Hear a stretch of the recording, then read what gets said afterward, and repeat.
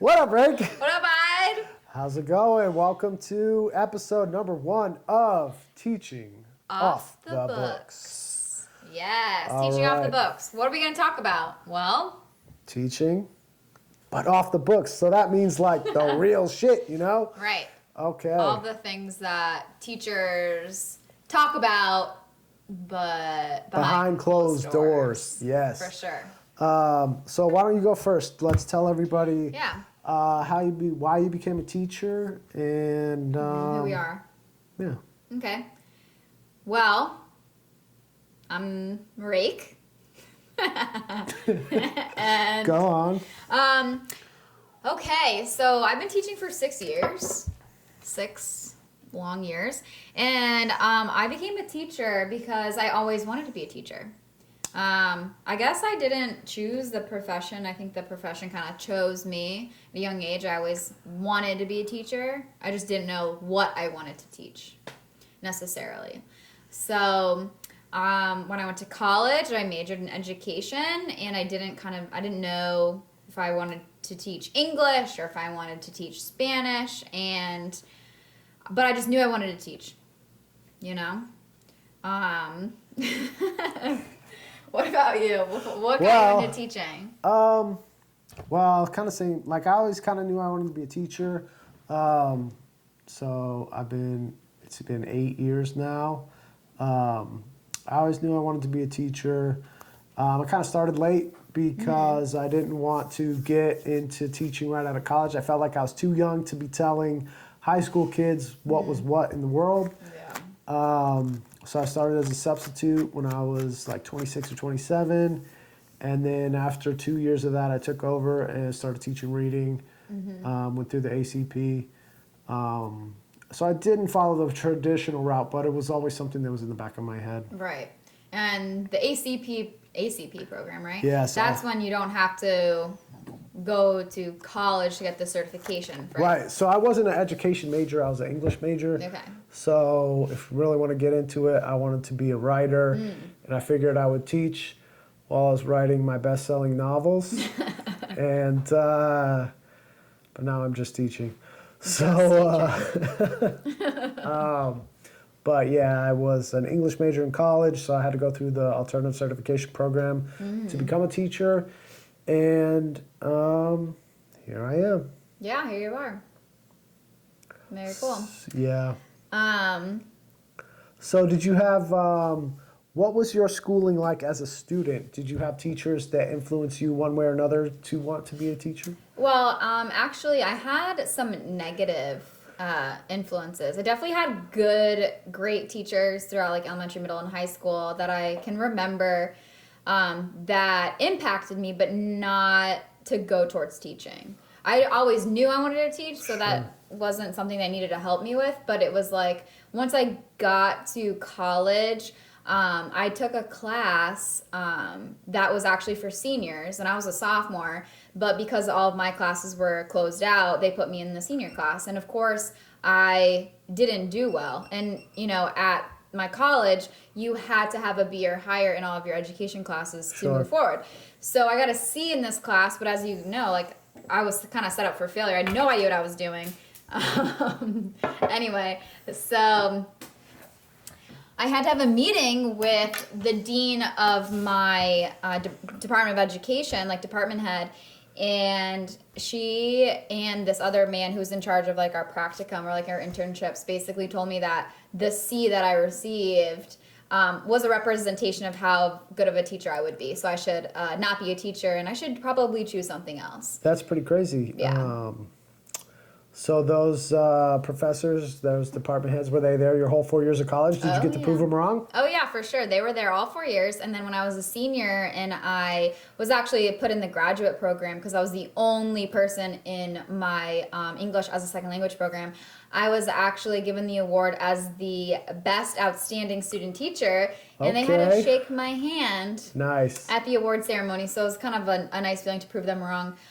Sometimes I wish that I could send them a little email now after teaching for 6 years and be like, haha, this is what I'm doing and I'm fucking amazing. I would like to know what was the look on their face like when you won that award? I feel like their face was kind of like I didn't do anything wrong. Not like I feel like the guy, like I feel like he was super embarrassed, but like the woman who was the education department head, she just like smiled and kind of acted like nothing happened.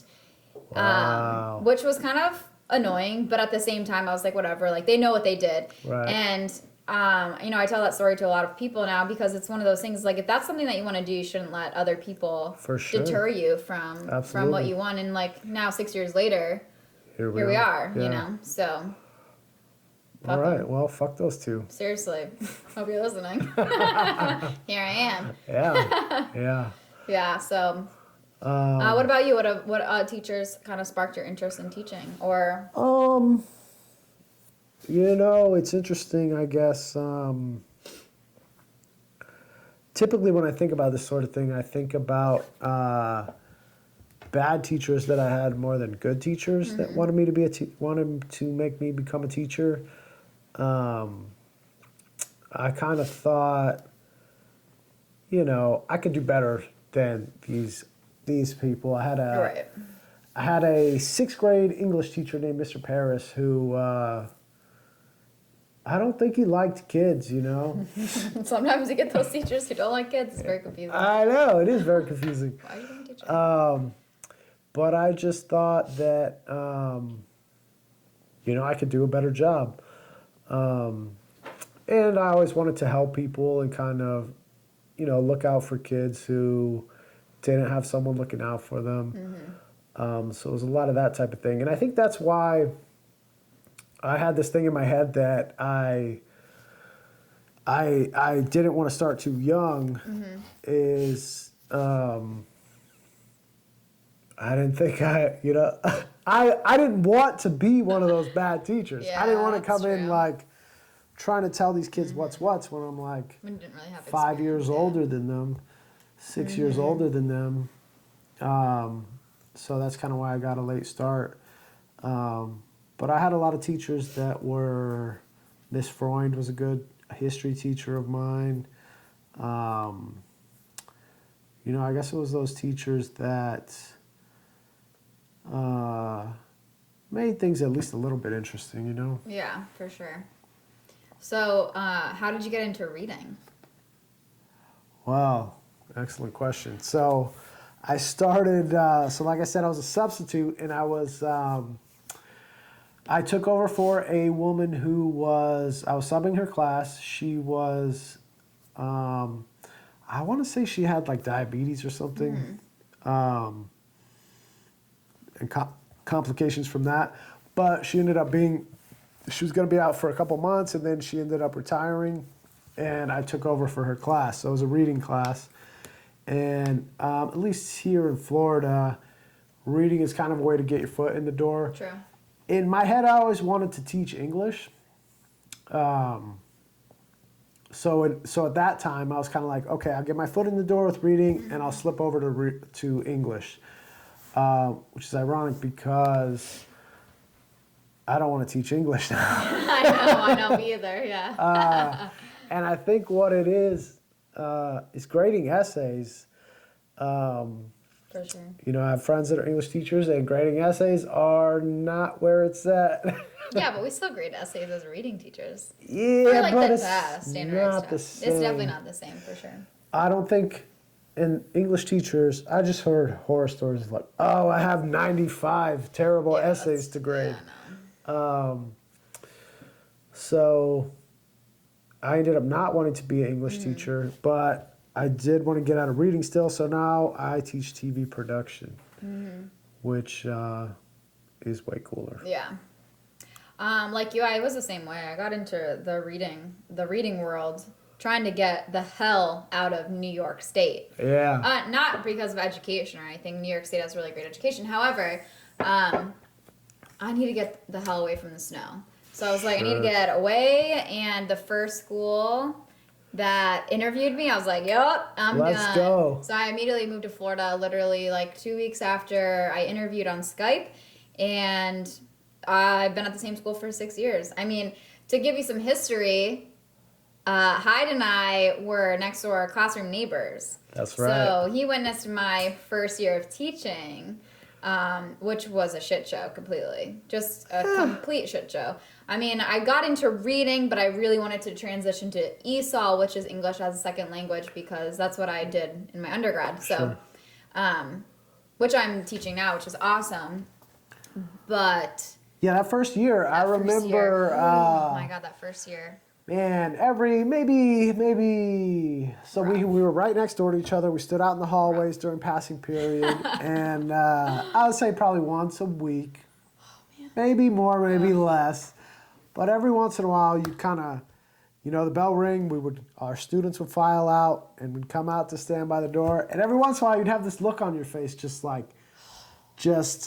fraught with like I don't even know what. I don't know what I'm doing here. Afraid of, and you would ask me these questions like, what's gonna happen if True. I turned in my IREP notes a day late. Yeah. Or I didn't. Like discipline a student correctly. Yeah. Or I yelled at said my something. kids. I might have cursed in front of my kids. Yeah. Am I gonna get I fired? remember Am that I gonna one. get fired? I might have Oh, cursed in front of the yeah, kids. I totally did that. Well, they were bullying someone, and I was like, so I lost my mind. That happens. And I cursed. And it was like, what, week 2? They're like, oh, shit, missed week. And it was funny because your question was, am I going to get fired? It was always, am I going to get fired? Yeah. And my answer was always no. Well, it's because I was always a good student. I always followed Not the gonna get rules, fired. which I thought coming into teaching was gonna, be the ritual. Like, oh, the norm. Yeah, the norm. For So sure. that's a good topic. So what were some of your expectations before coming a teacher, and how did it actually work out in reality? Well, my expectation was, because like when I was in school, like you listen to the teacher, they're the authority figure in the classroom, like, they're the boss. And these kids were like, who the hell is this white chick coming into my school? And I was like, oh, and I'm like 5 foot, I'm straight out of college. I'm 22 years old. I'm teaching 11th graders who are 17. Yeah. And I'm teaching 9th grade. And taller than you. Oh, yeah, way taller than me, for sure. And I did not know what the hell to do. I had zero classroom management. I didn't know how to talk to them. I didn't know how to relate to them. I was so, confused. Like, what world am I in? What is happening? I had that very similar experience where I kind of thought kids would just kind of do what I said because I was in charge, and it really, I had a hard time dealing with it, and that's what I really learned about anxiety and what anxiety really is as like a heightened response to stimulus.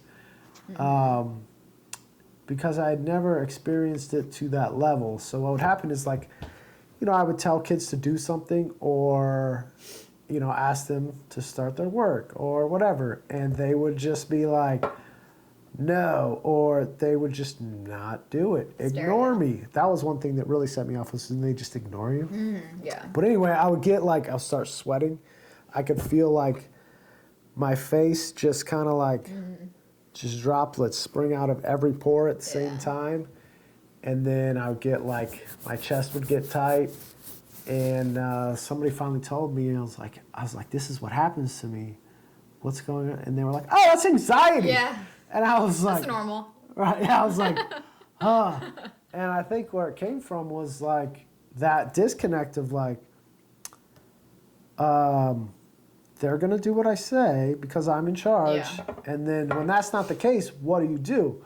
Because, in other aspects of life, in other places, if that happens, there's usually a fight afterwards, Right. or words exchanged, or things get elevated. But when you're in a classroom, So different. yeah, you have to take things down a notch, not up a notch. Yeah, but at the same time, that's always been super embarrassing because, if a kid did that to me, it looked like the rest of the class could treat me the same way. And it's like, Absolutely. okay, do I make this kid an example? Or do And I how ignore do you make an them? example And how out do you of do that? Yeah. Right. I did a lot of ignoring my first year. Or I did a lot of yelling. both those things didn't work at all. Sounds like two Completely extremes. different things. Yeah, for sure. And, you know, it definitely taught me a lot.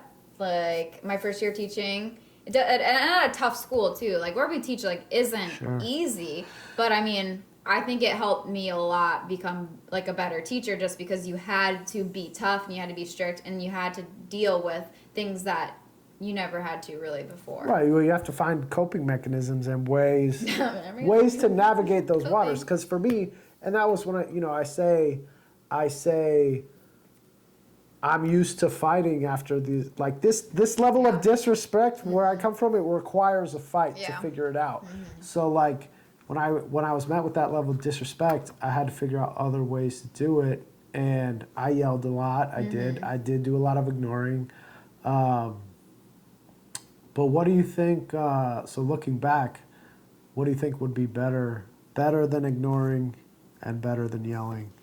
Well, I mean, kind of where I'm at now, 6 years later, is like obviously there's a reason, like they're not doing their work.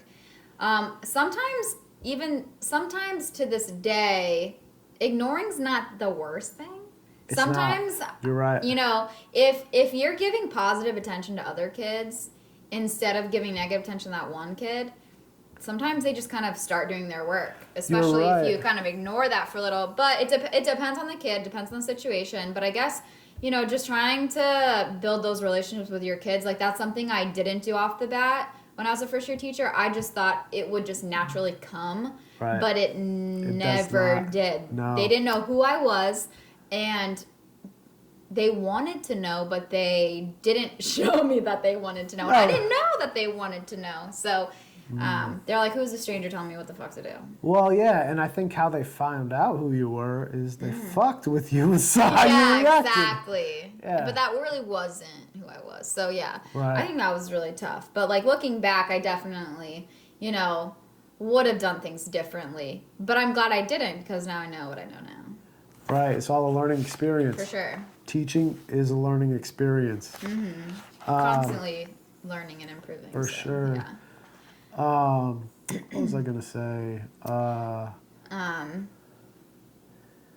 Well, I mean, one of the things that, and I've transitioned from like reading to ESOL, and that was a huge culture shock too, I bet it was. just Oh, because, why? you know, they listen. That is very interesting. One thing I've noticed about, especially in reading with ESOL kids, Hispanic kids especially, is that they work harder and they try more. Yeah. What do you think that is? Well, I think honestly, I really think that like they're coming here for an opportunity, and they're Right. coming here, and their parents or whoever they're living with has kind of, you know, risked a lot of things and sacrificed a lot of things. So I feel like they're here for education to have a better life. So maybe they tend to value it more, whether because it's not normally given wherever they're from. Sure. So, you know, I think it's just two different cultures. They're brought up differently. Not to say that, you know, Americans aren't brought up in a certain way. But when I have an issue with a kid now, it is so much different than how it was my first 3 or 4 years of teaching. What is the difference? The difference is that there's a different level of respect, there's a different level of communication, and even like if I contact parents or something, like it's just a different, you know, it's just different. I don't They're know. responsive. Yeah, they're Well, definitely more responsive. I think it was So. my second or third year that blew my mind. I was having trouble with a student in class, and I called home, and I was like, you know, I'm having problems with blah, blah, blah, blah, blah, blah, blah. And the mother responded to me, oh, he's 18 now. I don't know what to do with him. Yeah. And, I get the same problems at home. What do you think Yeah. I should do? I'm like, Yeah. whoa, I am not the mom. But it was interesting because especially with this one particular kid, I saw things in a different light. Like, and it was almost like, it was less of like frustration and not knowing what to do, and more of like, he's not my problem anymore. Right. And I started to feel bad for that kid. and I think he I don't know if he changed or if I changed or both of us Probably changed. both, yeah. But things got better after that. Yeah. That's always an interesting thing how it goes when you call parents. Like it can be, I've had an experience where you call the parent and the kid starts acting worse Yeah.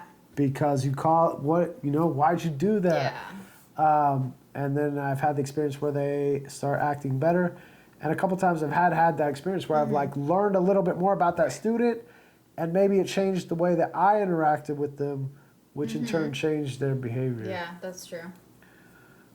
Have you had any interesting parent phone call experiences?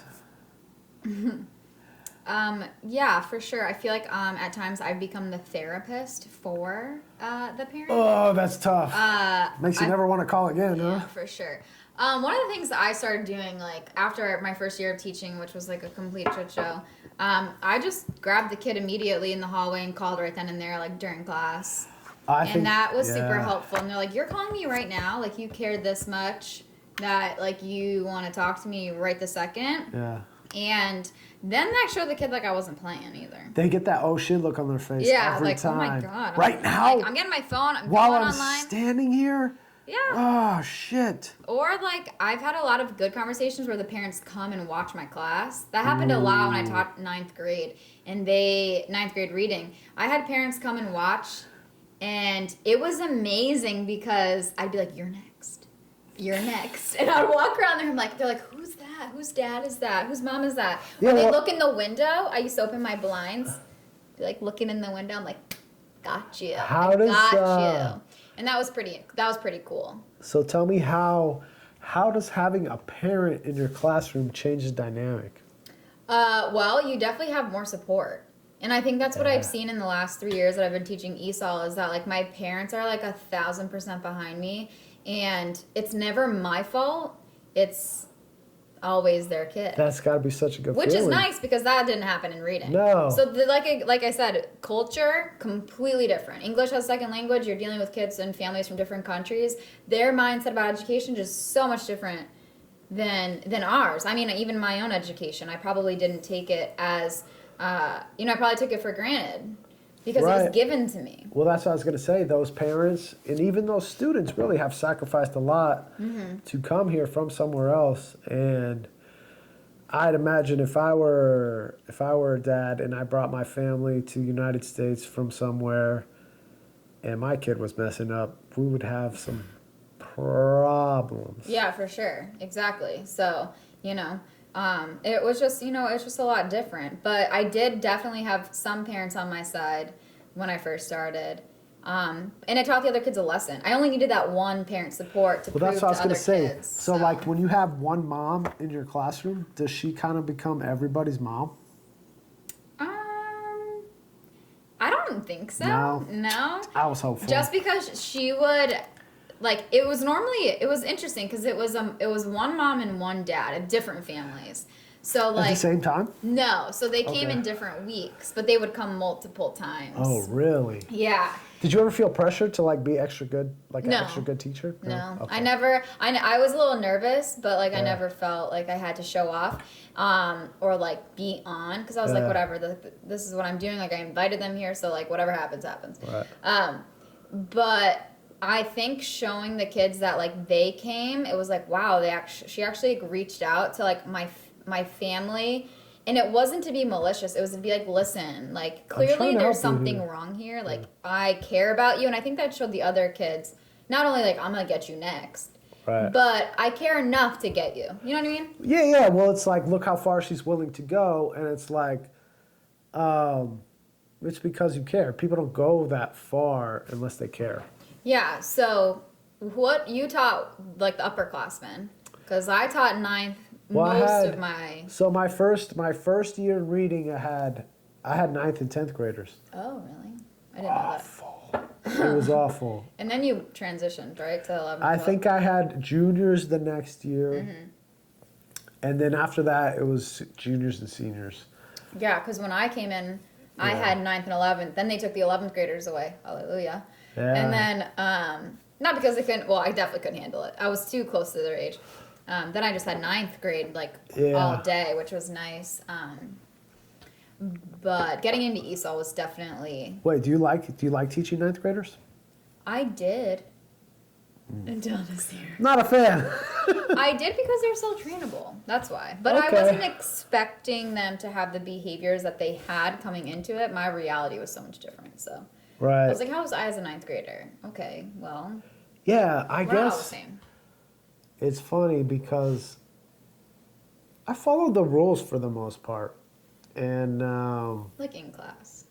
yeah. Yeah. Yeah, I mean, like, I stayed out of trouble. Let me not say I followed the rules. It's going a bit far. Yeah. But I stayed out of trouble. Like, I knew when to, I knew, I knew what I could get away Right. with, Mm-hmm.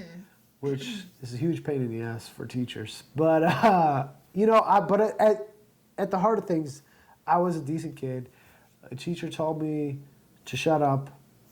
Most of the time I was shut up, except for Miss Adair. Sorry, Miss Adair. But I mean, it's like, but also if I didn't, the times that I didn't do, I didn't do what I was supposed to do or whatever, there were definitely consequences at home. Right. Same. And I think that has a big thing to do with it. I think a lot of kids don't. I think a lot of kids are kind of almost on their own a lot. So they don't have that guidance, those parents telling them, you got to do what your teacher says or this is going to happen. I think for a lot of them, they get a phone call home and they get yelled at one time And and it's not really reinforced. that's about so- it until the next phone call. Right. And just a pattern. Yeah, repeat, rinse and repeat. Yeah, for sure. But it's rough out there. It sure is. So, do you think? How were you in school? Did you ever? Were you ever a pain in the ass to any of your teachers? Thinking as a teacher now, how would you look at yourself as a student? Oh, woof. Well, I was a great student. I got really good grades. I studied really hard. I took school seriously. But there were a couple teachers that, I didn't get along with because of whatever reason. There was one teacher my whole class copied once. Like, everything she said, we repeated. And so finally she just, stopped talking. Oh, like mocking her. Yeah. I think we were in The whole class 8th grade or 9th grade. Yeah. in unison. Yeah. Oh, I don't know what happened, but we had some ringleaders and they're like, copy everything she says. she can't take us all down. Yeah, and she didn't. That's She fucked. let us win. And we didn't do anything. So, if you were her in that situation, what would you have done? Oh my god. Flip I the literally desk? don't know. I have nightmares about my kids not listening and I'm screaming, not screaming at them, but talking and they're just not hearing me. So Yeah. that's one of my biggest nightmares, and I feel like maybe that's karma for being such an asshole when I was in 8th grade. Or following the crowd, because it definitely wasn't my idea, but I definitely didn't do anything to stop it. But yeah. Sure. Yeah. It's hard. It's So- hard to stop a whole class as a teacher, much less an 8th grader. Yeah, for sure. A whole class of what? So let's think about 13-year-olds? that. Let's think about that for a second, because I feel like that's a scenario that could pop up, right? Oh, for sure, yeah. If your kids wanted to fuck with you one day. Oh my god. Here is. I just realized. I think this is what I would do. So when they're doing that, Mm-hmm. what reaction are they looking for from their teacher? Well, they're definitely wanting to look. They definitely want you to yell at them. I feel Right, like. get pissed off, They freak want you out. to flip shit. Yeah, I want to see what she Oh, does. yeah, let's see what she does. Maybe she'll start crying. Maybe she'll Oh, throw a oh, garbage that's so can. mean. Either way, Maybe she'll throw the science book at her head, or whatever. there you go. So, Yeah. so I think She I just would. sat there. I think if I were in that situation, I would start saying ridiculous things. Yeah. Oh, like as a teacher? Like what? What do No, you mean? like I'm a silly fool, and I don't, Yeah. get them to say things. Oh, yeah. You know what I that mean? you would repeat. So- Yeah, she wasn't that creative. Make it into like a joke, because I feel like Done. the thing is, I haven't had that situation, but I kind of have had. Kids fuck with you, right? Well, they want to test your boundary. Right. How far can they push you before you crash? So, and I think that it's very important to not give them the reaction that they're looking for, Yeah. but give I've them. lost so many times. I know, it's so hard. all It's the so time. hard. I'm Failed. sitting here. I'm talking about this like, oh yeah, all you have to do is no. It's Just not that ignore easy. them. No, it's seriously It's not. not that It's easy. so difficult. Sometimes I've lost it way too many times. Sometimes they just push those buttons on purpose. And that's the worst part, is when it's on purpose, you flip out even more, but you know why they're doing it, but you don't care because you just flip the fuck out. And then later you're kind of like, ah, I shouldn't have God done that. damn it. Oh, shit. I have to talk about this tomorrow. Yeah. It's such a pain in the ass. And, yeah, I just. Luckily, I only had that happen once this year. What happened? My kids just were straight, like, refusing to do anything. Ninth graders. The majority of them, are learning English. I understand it's tough, but at the same time, they were not listening. And I was So- speaking Spanish. And my Whoa. directions were in Spanish. And I had help and everything. And they just stared at me. And I was like, Do you think they were insulted that you were trying to speak Spanish? And you? oh, no. No, I don't think so. I think they really like it when I just speak Spanish. I would imagine so, especially Yeah, they do. since They really do. it sounds so funny. It does sound funny. And they laugh at me, and that's cool. But, like, I was like, so your guys are laughing at me speaking Spanish, but I'm not laughing at you when you speak English. It's a very But good you can point. laugh at me all you want. I don't really care. Yeah. But as long as you're speaking, or trying to speak English, like, that makes me happy. So. Sure. Yeah. What would you say was your best year teaching so far? All the even numbers. 2, 4, 6. You think that was just a coincidence, or you think that's like magical no. math? A lot of my friends get weird about me and even numbers. Numerology? So, second year of teaching, like after my first year, I was like, okay, these are all the shitty, dumb things that I did. Yeah. I literally spent every day at Panera during the summer from 9 to 11, like writing It's down. only 2 hours. Doesn't matter. It was still 2 hours of my summer Okay. every day from 9 to 11, and I was like, okay, these are all the problems that I faced, and what are the solutions to combat that? And I read a lot of books that I skimmed through mostly, but they provided me some good solutions to the problems I was facing, like classroom Okay. management and how to Sure. deal with boys, which was no, not boys. Boys were really easy because I grew up with brothers. I had 2 Okay. older brothers, so like Yeah. talking to boys, the boys in my class was so much easier. It was the girls. I couldn't connect with I have them. a hard time with girls. And like I couldn't get on their level, and they were so mean. They were so much more meaner than the They're boys. vicious. They were vicious, and I couldn't get on their level, so I read a lot about that. But yeah, my second year was probably the best. Year 4, honestly, I can't really remember it. But I had a ceremony for my kids in reading who like made gains, and we had a party, and it was really great. And this year is my 6th year, and I'm finally in charge of the whole ELL program, so like that has been a huge stepping stone / accomplishment / everything that I've worked for. So Yeah. so that's been good besides the whole coronavirus bullshit, I'm Yeah. not with my kids and I can't do the program, so that kinda It sucks. Do you miss them more or less than you thought you would? I always like miss my kids on long breaks. Like I Yeah. feel like spring break and Christmas break, I'm always like, okay, I'm ready to go back. Really?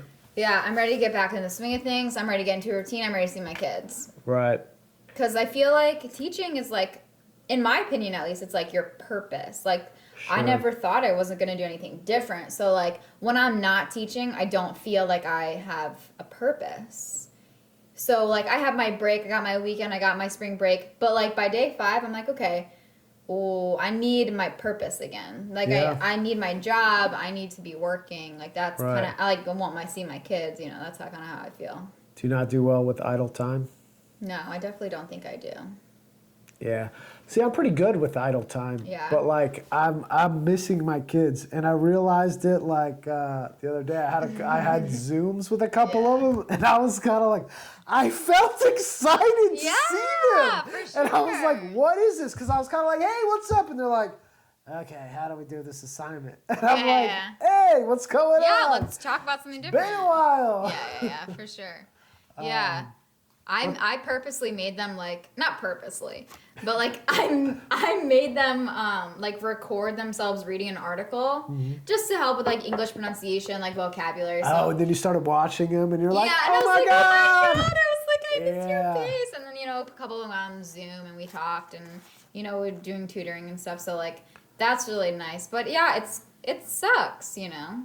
Yeah, it does. And that was something that I wasn't, You expecting? yeah, maybe not expecting, or maybe I just hadn't thought about it. Or I guess I hadn't thought about it really. I mean, there's a few kids that like, you know, sending messages and stuff and be Yeah. like, ah, man, this kid always has good jokes or whatever it may Yeah. be. But it's definitely more, and I think like you were talking about like your 5 days, I think it takes longer for me. Like it's been, I guess we've been out, including spring break, for like 4 weeks, now. Yeah. And it's kind of, now I'm starting to get it. Because like, and talking to other teachers like the first week, the second week, and a lot of them were freaking out. Were you freaking out? No. Well, Yeah, you were I probably was freaking out. only freaking out because I know my EL population and I Okay. know You're like just afraid of losing them. well, I'm afraid that they're gonna drop out and say screw this, I'm gonna work, which happened. But like, I was more worried that they weren't gonna be treated fairly because of their language barrier. Like, are you gonna get a computer? Are you gonna get internet? Are you gonna get this or that? Because nothing was translated in Spanish for the kids. Nothing was told like.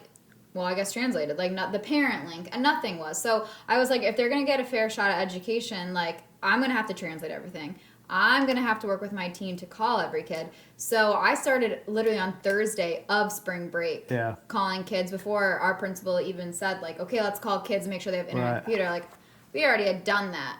So I just wanted them to have a fair shot at e-learning and the virtual school system. So.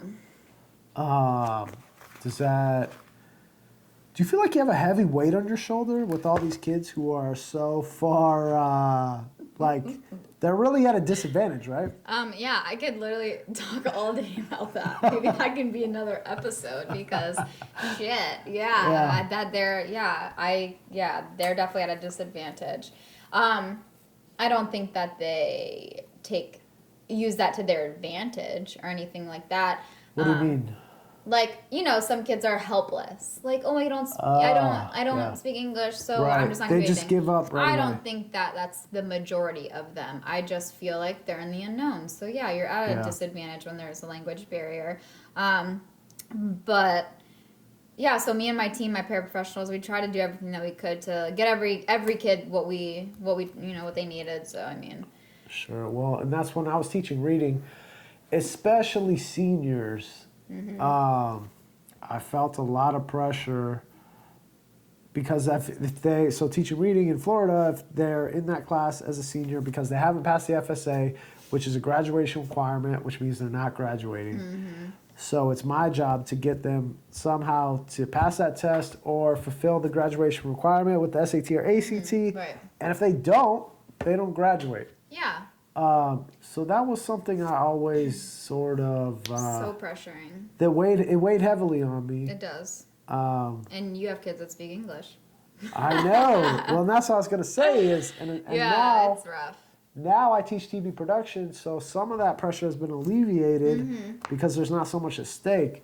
True. But for you, is it the same? Is it more? Well, I feel like the pressure never leaves. Like especially when you get a new student from a different country, like in 11th or 12th grade, you're like, fuck. Like they're required to take the FSA twice in 1 year, the SAT at least twice, or in the ACT. So it's like, do you teach them what they need to know, or do you teach them, like, do you teach the test? So, like, I have a hard I teach time. them the test. Yeah, well, yeah, so do I, because we're all fucking robots here in Florida, because there's 3 fucking tests that we have to teach to, because they don't give us time to be fucking creative. Like, let's be real. Yeah, and also, going back to what I said earlier, there's so much at stake. And so that's Yeah. what, and I'm not proud of saying, oh, I taught to No. the test, but I'm not either, but here we are. at the end of the day, the reality we're living is these kids have to pass this test or they're not going to get a diploma. So what do you want me to do? Teach the test or not get a diploma? And Exactly. I came to terms with that pretty early on. It wasn't that difficult for me because in my eyes this is the obstacle. Right. We got to do whatever we got to do to get through this obstacle. Well, when you're teaching reading to students that speak English, like when I was teaching 9th and 10th and 11th grade, it was easy to, not easy, I shouldn't say that. It was definitely not easy to teach to the It test. seems easy now though, right? But because I have ESOL to compare it to, like, Right. it seems so much more doable now. Yeah. Because I'm like, okay, well, these kids know the language, so I'm just teaching them skills. Well, now I'm teaching the language and the skills, plus everything else required for English. So it's like, well, I know that a lot of my kids could pass the test because they know the skills in their home language. Sure. So it's just translating those skills into English, but if they don't know English, then what the hell is the point? So it's like, this kid needs the alphabet because he hasn't been in school since 2nd grade, but this kid could probably pass the SAT even though they don't speak a lot of English, but they have like that cognitive ability. So you have like an array of students sitting in front of you like, fuck. Like, what the fuck do I do? Well, that's something that, like when I just had conversations with people who were not teachers, and I told them I teach reading, and they had asked me, like, what does that mean? Yeah. Like, do you have is it a comprehension issue? Mm-hmm. Is it, can they not read words on the page? Depends. Yeah, and that's what I always said. It's like all of those things. It's everything. It's all of those things, and it's tough to, they'll tell you, yeah, just differentiate. But when you have so many different problems and different angles in the same room, it's tough to do. And at the end of the day, we're just trying to pass this test. So Right. let's hammer these skills and pass this test. Right. And which, like, not to jump on testing too much, but I used to have this thought quite often when I was teaching reading, especially. So, like, if you like really look at the numbers of like literacy numbers for like the past maybe 100 years, maybe 50 years, whatever it is, literacy levels have stayed about the same at like 80 to 90%. And throughout all those years, we've done different things to try to get it to 100. But it just, 100% is not a real number in nature, right? Nothing is 100% in nature. No. And so by having these kids have to pass these tests, I feel like, look, what's going to hurt this kid more? Giving him a diploma when he can't read that well? Where he can go get a job that doesn't require any reading ever? Or depriving this student of a high school diploma and just sending them out into the world to fend for themselves? There's a huge disservice there. Right, and I think, because as soon as they leave high school, that reading level is not a thing on its own. It's only a thing in terms of what doors can it open for you. So if you can't read very well, you're going to have less doors open. And but there's still opportunities out there. There's still good livings to be made. But if you send them out there into that world with no diploma, they're going to have a real hard time. Especially when we preach in America, you need your high school diploma to do this, this, and this. Or like, it's really hard to find a job if you don't have a high school diploma. Then why the fuck do we make it so hard to get the fucking high school diploma? Well, that's a realization I had pretty early on. Is like, and especially, I guess it was when FSA came out, and we have the FSA, we have these EOCs, and looking back when I was in high school and just high school in general, I feel like the high school diploma is harder to get now more than ever, Yeah, for sure. Yeah, I agree. but it also has less value. And so it's like, what are we doing? Yeah, because here? like, what are you really learning? I mean, like to like bring it back to expectations versus reality. Like I thought as a new teacher, I was coming in to, and you saw me, to like change the world and to like You had sparkles in your eyes. I swear to God, you had like, sparkles. I know, I still do. I'm just kidding. They've diminished slightly, but yeah, like. I came in thinking like, yeah, I'm gonna change the fucking world. Right. Like I have such a passion for this. Yeah. Like the kids are gonna love me. That definitely didn't happen because I literally have, and I'm not saying this as it is a bad thing. Like I feel like sometimes I've become almost a robot to the system. And I've spoke to our principal about it multiple times. I'm like, I can't be a robot. Like I was taught creativity and I was taught to teach kids what they need to know. And then you're put into the system that kind of just sets you up for failure. And the kids up too, if you want to be fucking real. But, so it was definitely eye-opening for me as a first year, second year, third year, sixth year, still now teacher being like, wow, my expectation of teaching was like, I could teach whatever I wanted because I know I can do it. Yeah. Like, and I know what they need, whatever that means.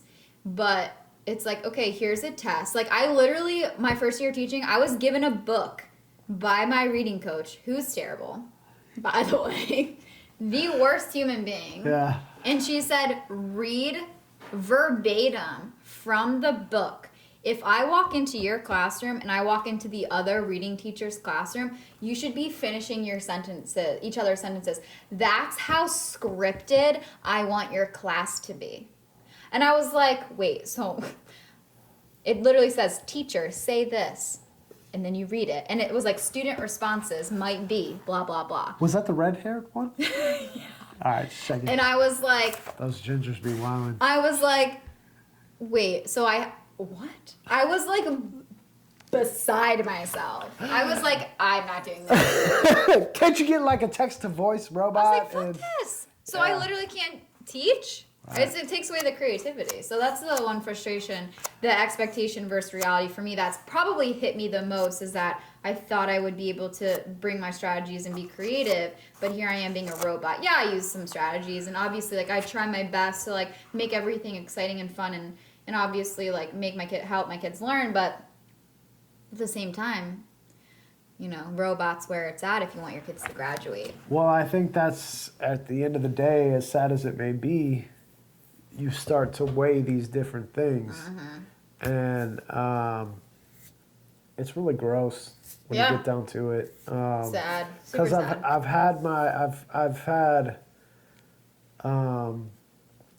I've said many times teaching reading, if like I had, especially classes that I struggle with, if I had, let's say I was a camp counselor and I had these same exact kids and I was in charge of them for summer camp, it would be awesome. Yeah. We would have a fucking So much blast. But like trying to get them to do shit that they struggle with, to do stuff they don't want to do, and ultimately pass that test, I think that's when you start weighing out all these different things and seeing that, look, at the end of the day, is the only thing that matter is these kids graduate. So I'm gonna take the shortest path to that route, especially with juniors and seniors. In my head, it was, we started testing earlier in September, October.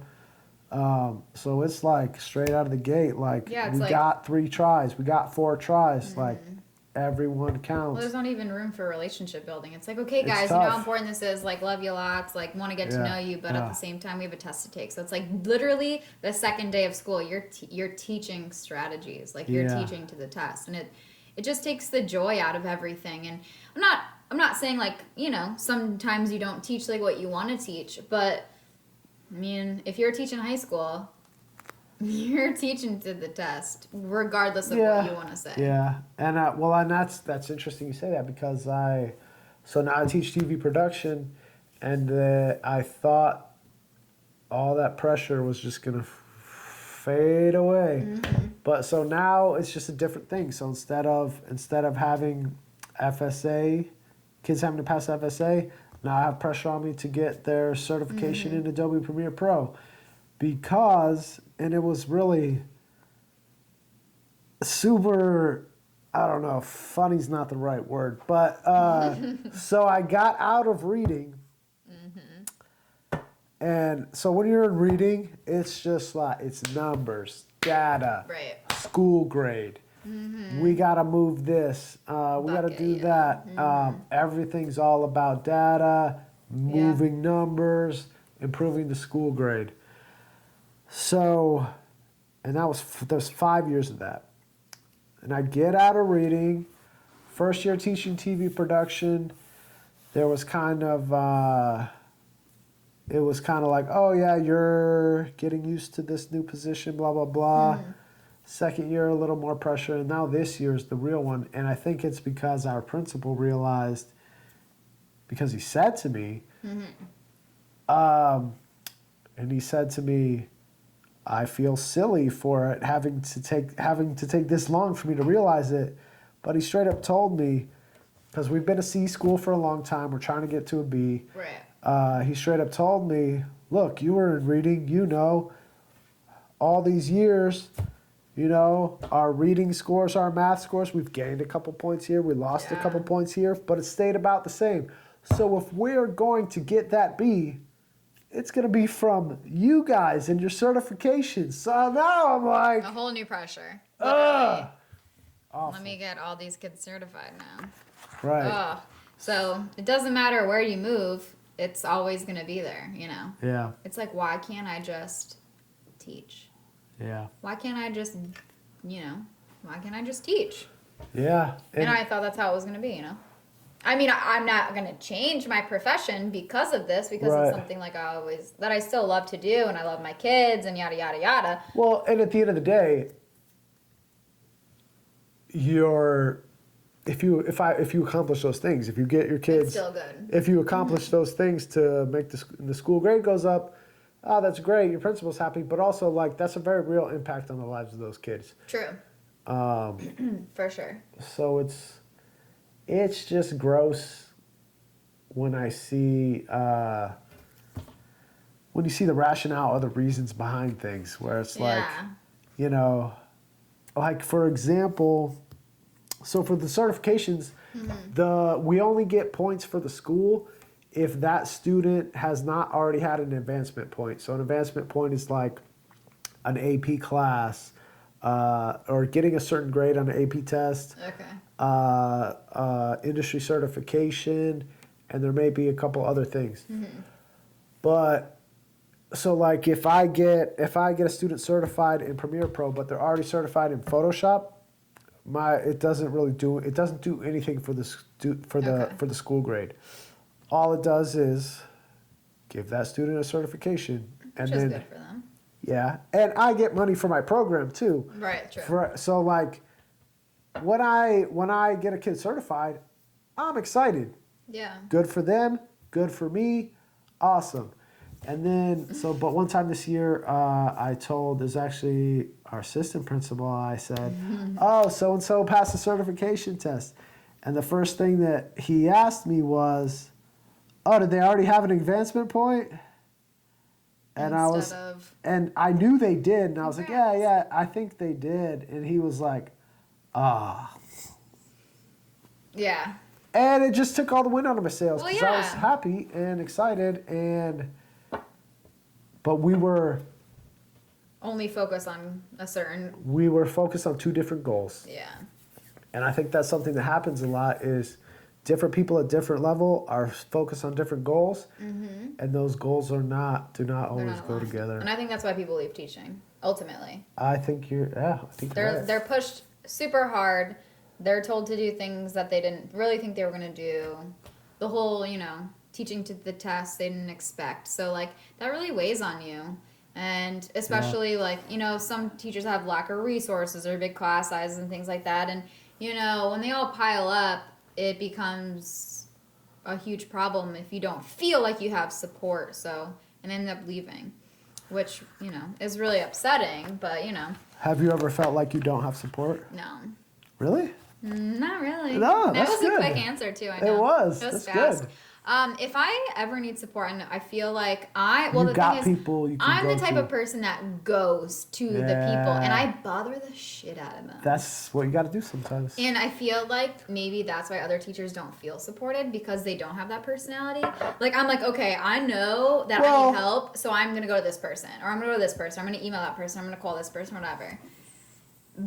But at the same time, if you're not like that, then you revert into this, like, You hermit get, hole. it can get dark real quick. Yeah, and the thing is like, that's your own fault, let's be real. Like, if you need help, fucking ask. Yeah, And even if you don't know you need help, someone knows that you need help. well, then that's that. Okay, you just contradict yourself. So if you don't know, if someone else knows that Someone's you need help, watching you. right? So they know. that person should be like, hey. Well, that's why you have coaches. That's why you have mentors. That's why you have Right. buddies, hall buddies. Like, you Sure. are my hall buddy. I gave all That's my right. terrible children to you. Yeah. And I was like, F this kid right now. Him and I are going to go toe to toe. Go to Mr. Hyde because I can't hang. Like, yeah. And then, later on, our coaches or mentor would be like, okay, well, what could you have done? I'm like, I don't know. What? Or that's when you would really start to So here's develop your a ideas. question. So those people that, oh shit. But if you're a first year teacher, it's harder to reach for those resources. Oh, You don't okay. know. So this is what I said. Why do you think those teachers don't reach out? Well, I feel like they're probably, let's be real. Some teachers are know-it-alls, and they feel like that they don't need that support. And that's a real thing that you come Okay. across. Even if they're a first-year teacher, there's some first-year teachers out there that feel like they have all of it together, and maybe they don't see that they need the help. If you're a first-year teacher and you see that you need help and don't reach out, that's different. I feel like you're scared to admit that you need help. I think that's it right there. Yeah. And I don't even know if it's scared to admit, but Or you don't want to admit that you failed at a job that you, not failed, but that you're struggling with a job that you've always wanted. And that was my struggle. I was like, oh my God, these kids and I worked so hard for this, and now I went to school for this. This is what I Right. always wanted to do. And now these kids are like walking all over me, and I'm like, what the hell is going on? Is this not? And then I was like, oh my God, what am I doing? I need help. right. But I mean, I'm the type of person that like reaches out, so like it was easier for me. But I feel like it depends on your personality. That's a like good I point. always talk to you, Right. or like our reading coach, not our reading coach, Right. was terrible. Our Well, second reading coach. I feel like our third. I feel like I got you like right after it happened because we Yeah. were neighbors. So it For was sure. like oftentimes I think that's why oftentimes I feel like it was more than once where you were yeah. like freaking out and I was like, That's nothing. don't worry about that. And you're like, Really? Don't worry about that? and Yeah, so like yeah. I think that has something to do with it of like, Well, having like a mentor to be like, right, to tell you It's this is okay. actually normal. That's It okay. seems like students shouldn't act this way, but it's actually normal. right, you're okay, Miss Rake. It's actually fine. And I'd be like, okay. I'm gonna take me a minute to adjust, but I'll get But there. I think that was the best thing that I did was like talk to teachers that had gone through it. Oh, 100%, because you feel so alone Ugh, when yeah. you're going through it. You do. But the truth is, everyone has gone through that shit. So they And it's know. like, it may not look exactly the same, but those feelings are there. And Mm-hmm. I think that's what it is. I think some teachers feel like this is only happening to me. And Yeah, but it's not. no, it's not. It's like, but you're afraid to ask because, like, oh, am I fucking this up? It's just me. I'm Like, the do only I one this is suck? happening And- to. yeah. Right. No, you And, don't. Because at It's the end of the them. day, when you're asking for help, you're admitting weakness or flaws, right? Yeah. But but in the same light, your admin want you to do that because they're like, oh, did Sure. you reach Because out? that's the only way to get better. Were you professional? It's the only way to Did get you better. seek input? So yeah, I mean, those things end up being better for you in the long run anyway. Sure. So, Are you familiar with imposter syndrome? no. All right, so imposter syndrome Can I guess? is No. yes, guess. When What's someone imposter comes into syndrome? your room uninvited and you're like, what the fuck? Imposter? No, that's just an imposter. Imposter syndrome. Like, I don't know. I'm thinking of things I hate. I hate when people come in unannounced, but it doesn't matter. Like, whatever. Yeah. It's not like I'm doing anything against the rules. But, like, okay, go ahead. What is So it? imposter syndrome is that's when you feel like the imposter. So like you feel like you don't belong, or you feel like go. You're like, oh, that's the feeling I've had. Oh, you tried to name it for so Oh my long. god! Like, they all know each other in, like, our collective group, but you're the outsider. Is that what you're talking about? Kind of. Expand on that. Okay, so, like, for example, all of the ELL kids have been together, English as second language students, English language learners, acronyms, Okay. have been together in, like, middle school, high school. Like, they continue to cohort. Like, they have a Right, cohort. okay, like, so they've or known whatever. each other So they've since- known each other forever. Okay. And then they come into my class, and they're like, All right, guys. Or- We got a new one. yeah, I mean, they're respectful, but it's like, I'm the one that has to work harder because I'm the Right. outsider. Like, Right. I am the imposter because they were always in that classroom because last year someone else was in that Oh, classroom yeah. and I took it over and he had been there for, 15 years? Yeah. So, like, when they came into my room, they acted a certain way. They did things a certain way. And I was like, no. This is my room now, honey bunny. And they're like, actually, it's our room. Yeah, bitch. and like I was like, I was the imposter in my own classroom. Wow. And I was like, nope, this ain't gonna happen to me. So I had to set the tone really quick, but sometimes I still feel like they're, like, at least the 9th and 10th graders, because I'm still getting to know them. Like, I've been with my 11th and 12th graders for at least like 3 to 4 years now, so it's not bad. But even they acted weird when I got into that room because they always act a certain way with, you know, Right. the other teacher or whatever. But yeah, sometimes I gotta be like, whew, we gotta practice procedures and like talk about it. And I'm just like, I'm the one that has to work harder to be with them. Because Yeah. they're already together. Sure. That's where the nightmares come in. That's kind of a new angle of imposter syndrome, I Yeah, think. so what was your angle? So, Let's go back to that. so it's like, I guess it's a feeling of being unqualified. Oh yeah, we're off. I was off. Yeah, it's okay.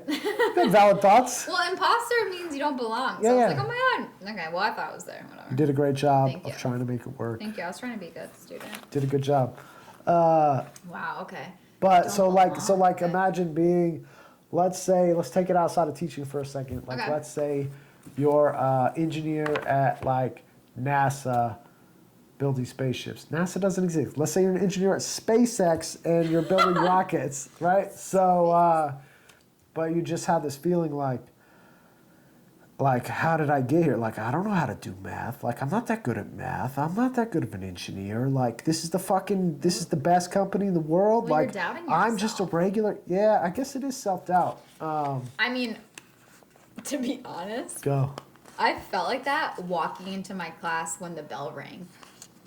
Like, I would be like, the PowerPoint would be up, the kids would be in class, they would be doing their bell work. I would shut the door, and I would be like, what am I teaching? Like, what am I doing here? What am I doing? And I would be like, okay, get your shit together. You fucking know what you're doing. Fucking relax. And I'd be like, okay, I'm cool. But like, I would remember my hand on the handle being like, oh my god, I'm alone with them. And that was the most terrifying thing ever. Yeah. Ever. Yeah. But yeah, sometimes I did feel unqualified. Well, that's what. So, like for me, that was like I still get that feeling sometimes. So when you said Yeah, when you went to open the door, when was that? Was it like your first year? That was, honestly, it was a lot my first year. And even like, even my third year. Yeah. I would just like doubt myself, like, am I teaching the right thing, or am I doing a good job, or you know, whatever, Right. or Well, that's You know, what whatever. I guess, and it does fade with time, but every once in a while I'll just be like, who let me in here? Why'd you hire me? Who let me in here? I know. Um, Straight out of college, like, yeah, well, especially my first year, I was like, I was a sub. yeah. You know, I was like, I don't know what I'm doing. Does anyone really know? You don't know till you get into it. Like, you truly don't. Like, you could go to college for teaching. I did. Yeah, you're right. Was I seriously prepared for what was given to me? Fuck no. Yeah. Did I learn quickly? No. Did I have help? For sure. Yeah, I did. Which really, really, in hindsight, has made me, the teacher that I am So now. how often do you think that happens? Would you say the shock for you came after college in your first real teaching job? Or was there any shock? No, there was definitely shock during college. Like Because when every you're- experience I had in college, like teaching, was different. Because like I worked in a preschool, I worked in So you did elementary school. I 4 worked in- years, 4 different places? Actually, it was like 8 or 9 different places. In You did 4 it. You years? did a different one. Each semester? 2, 4, 6, 8. Yeah. So you did a different school. I had to count my fingers. Reading teacher. You had to go to a different school each semester. Okay. And do 15 to 20 hours at one place and then 15 to 20 hours. So it was 40 hours total a year. That's not very much.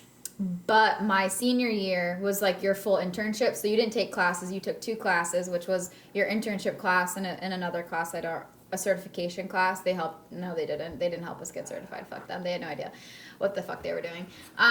It was like an informational class. It was dumb. But I was teaching like a teacher. Like I had my teacher schedule. I took the same breaks Right. they did. Like I was still teaching. So that was a normal teaching So when you schedule. So say your hours were a little more, obviously, a lot more. so when you say 15 to 20 hours a week, are you Semester. That's not a lot. Your freshman, junior, and freshman, sophomore, and that's- junior year. 3 days, right? 2 to 3 Yeah. days. Mm-hmm. So that's what I guess. And then your senior year was every day. right, but like So so that's kind of a shock. so those it's the real world. Like, It's well, always I a mean, shock. going from only 3 days a week to every single fucking Yes, day. from the fake world to the real world. Yeah, it's real. Big Yeah, shock. Big shock. I just had to watch the other, and then I was like, fuck, I gotta teach. Here we are. So, but I guess so. Those 15 to 20 hours a semester. Like, what did you do? Did you go in for like 3 days in a row? Did you come in for like an hour Depended a on my week? class schedule. Because I didn't have a car my first year in college. So, like, I had to work around, like, other people's schedules. So I actually ended up walking to a place. But they assigned you places to go based on how many people they had in the education program. So, like, one year I worked at, like, a tutoring center. That didn't give me any teaching experience because it was a tutoring center. Right. And it was in a like a very poverty-stricken area, but the kids were so cool. Like that was a good experience, just to, like meet the kids or whatever. But I was tutoring, I wasn't teaching. That's funny. I was an Avid tutor in college Oh. before I knew what Avid was, and it was a kind of a weird experience. Tutoring? Why? Yeah. Well, I didn't really tutor. Because you just sit there and because the Avid, Well, and they're it was super responsible. yeah, but I was kind of like, it wasn't, and I think the teacher had was part of the problem. Like it wasn't super structured. It wasn't Yeah. very clear to me like what I was supposed to be doing. It's kind of like, oh, yeah, just help them with their work. Just help them, yeah. And They have so questions. what it usually entailed was like, and it was, thinking back, I feel like I was only in a group with like 5 or 6 kids. And maybe it was, I was only doing one subject, so maybe there were other people, but I don't remember the details. But I just remember sitting in like a group, desks pushed together, and just fucking like talking shit with the kids. Yeah, that's kind of like how that was for me too. But Yeah. I mean, it definitely got harder because I feel like in the beginning they put you in just different places to get different experience. Like when I hit my junior and my senior year, obviously, like I was in my field. Like I was Right. in English as a second language classes. Like I was shadowing teachers who were teaching kids from other countries. So I took that more seriously than the tutoring center that I was at. And Yeah. you know that I was at a bilingual elementary school, so they did half the lesson in Spanish and the half the lesson in English, which was actually really cool. But again, it was like kindergarten. Sure. So I was like, I'm not doing this shit. Yeah. I'm not teaching kindergarten. Yeah. I knew that off the fucking bat. I was like, anything else but this shit. Y'all cute, but no thanks. I don't pee in the pants. I ain't dealing with crying. Well, I deal with crying now. Yeah. That's okay. Well, that's But like, you know. that's another thing. different. So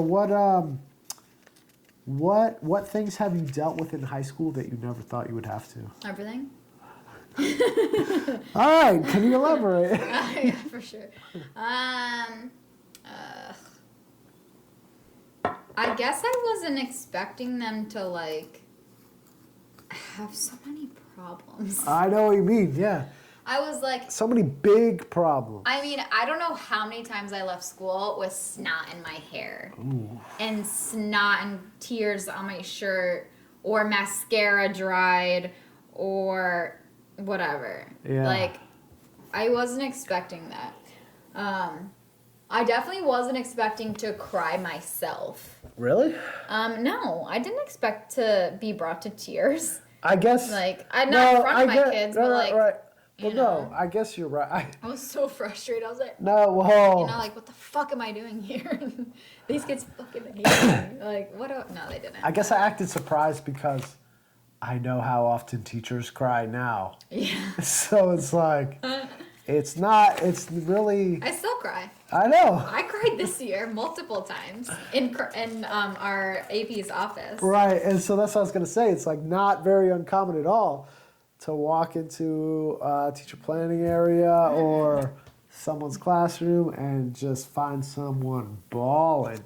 Well, it's because you, like, when you're a teacher, like, you truly do care. So when something happens, like, I do take it personally. Everyone's like, don't take it personally. You, my first year teaching, Miss Rake, don't take things personally. That's the number one rule of teaching. Don't Did I take say things that? personally. Did I Yes. say that? The number one rule Yeah. of teaching? I didn't talk like that.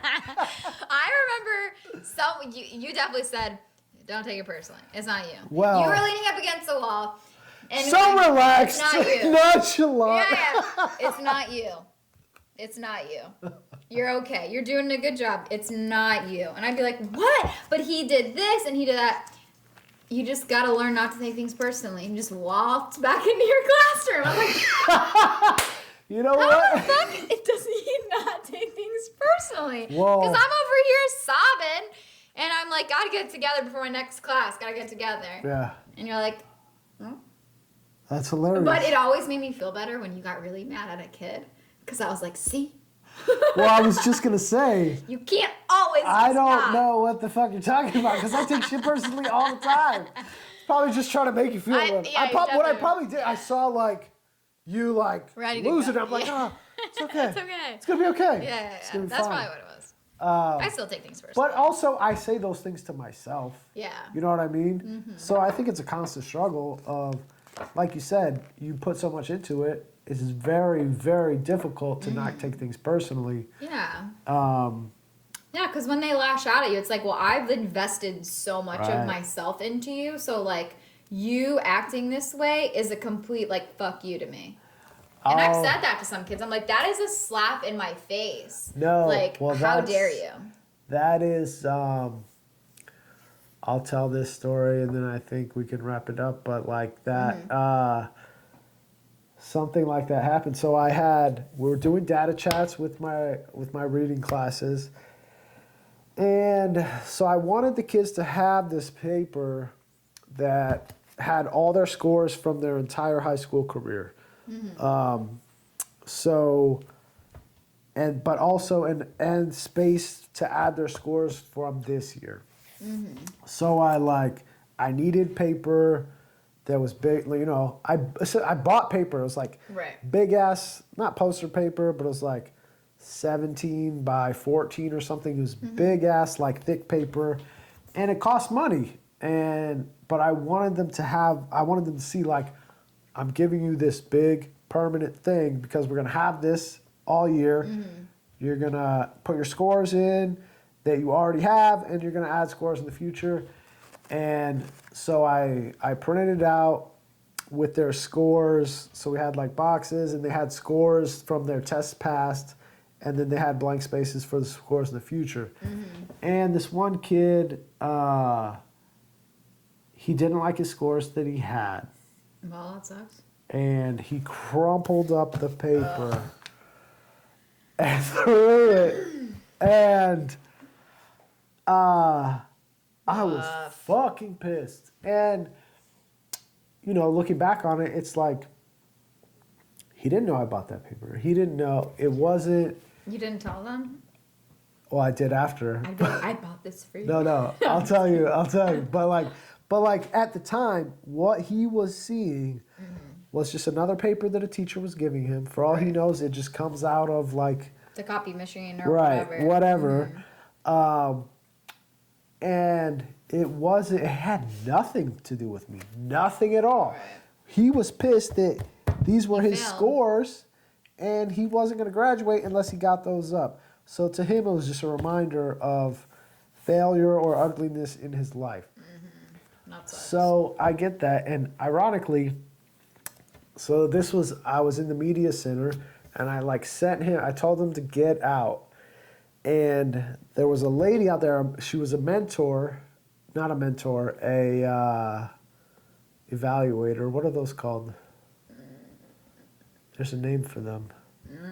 I don't remember either. But but she was my evaluator who was in charge of like observing my classes and giving me my evaluation. And I sent him out, and I didn't know she was out there. And he came back in a minute later, and he was like, and I was so mad, and I just told him to get out, and I didn't care if he ever came back. But then he came back, and I was kind of like, what the fuck are you doing back here? And he goes, well, you know, I'm sorry, Mr. Hyde, that I acted that way. And, you know, I just want to come back into class. And I was like, what? I was like, a little cough guy. I was like, what, mate? Who? I was basically like, who told you to tell you? Who told you to tell me that? Yeah. And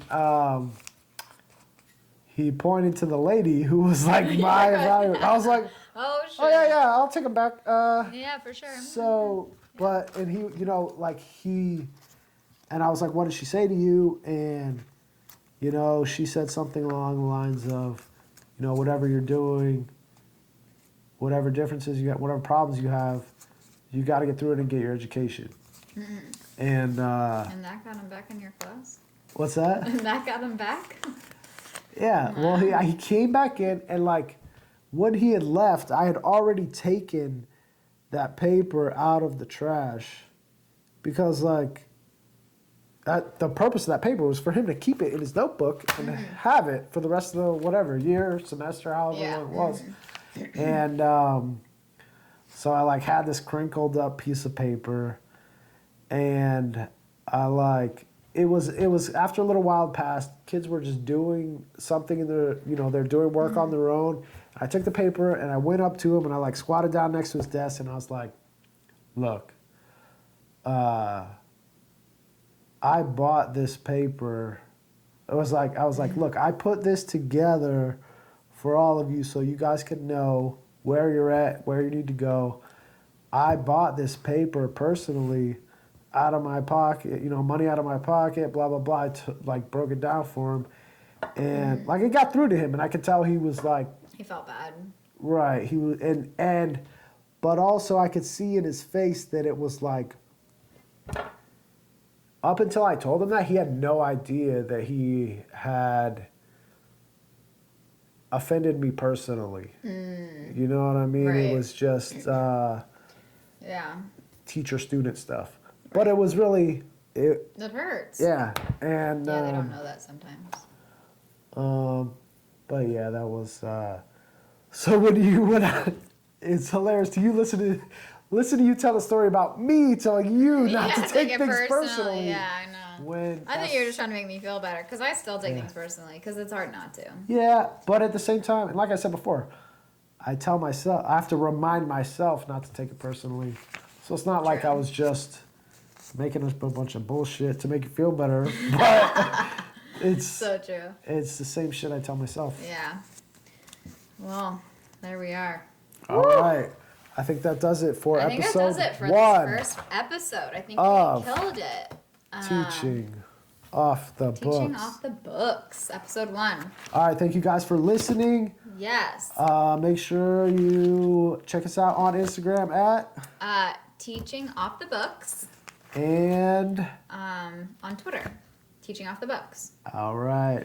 And please, if you would, Yes, you can leave your comments in the comment section of this video or hit us up at teachingoffthebooks@gmail.com and let us know why you got into teaching. why you if got you are a into teacher. teaching. Yeah. If you are a your teacher. purpose. Why teaching? And if you're thinking about it, let us know why you're thinking about it. All right, that's all for today. All right. Pencils down. Drinks up. Oh, you're out.